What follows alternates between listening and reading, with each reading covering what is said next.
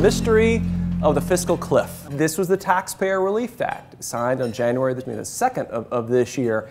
And some of the highlights, most tax cuts in the Bush era are kept the same. Not a lot of changes. But there are some interesting ones to point out that particularly relate to giving and supporting organizations that you're really passionate about. Capital gains rate, long-term capital gains rates have moved from 15% to 20%. So when you give appreciated securities, you get that much a bigger bang for your buck because charities do not pay capital gains on those assets. So, and we'll get into what we're seeing, but that's a big change. There's another, not a change, but there's almost a 4% Medicare surtax that's put in on some investment income. So an almost 4% tax plus a potential capital gains tax. We're just seeing more taxes come on assets.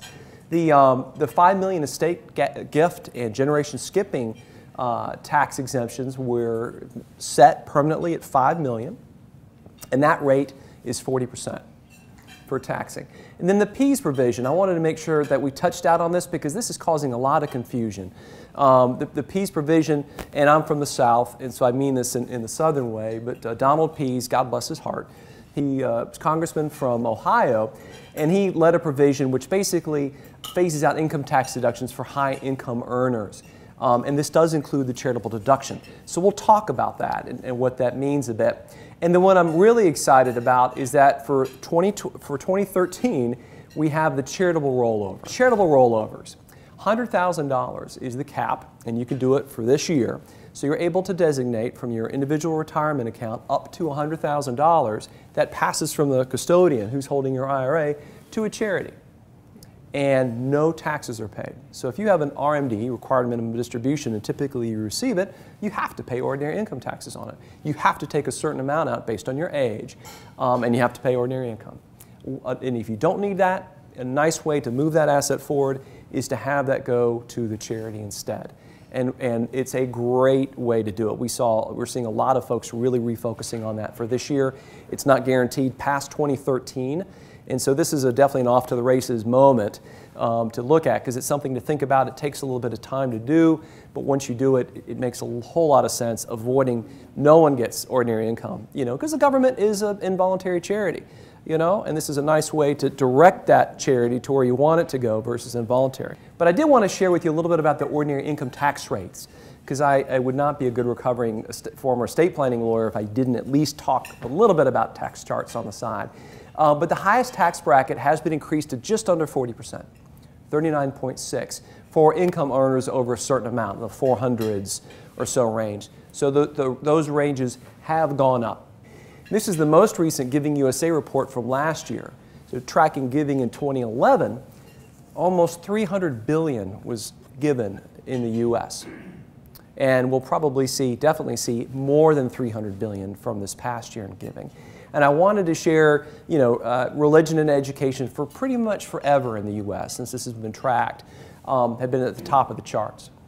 But interestingly enough, religion is shrinking at exponential levels, giving to religion, which I think is interesting. And one of the fastest growing areas, giving to donor-advised funds, community foundations, private foundations, that is really seeing a big rise.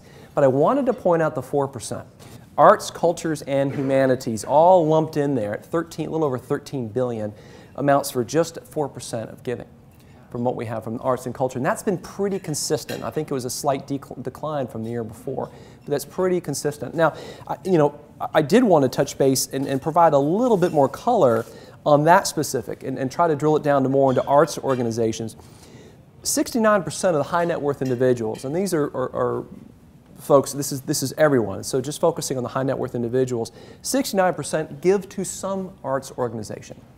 So it's in their top three: education, basic needs, and the arts, which is good news on that side. But interestingly enough, only 5.6% of those folks, theater, the arts, because this is all of the arts actually lumped in together, is the top gift. So only 5.6 is actually the top #1 gift.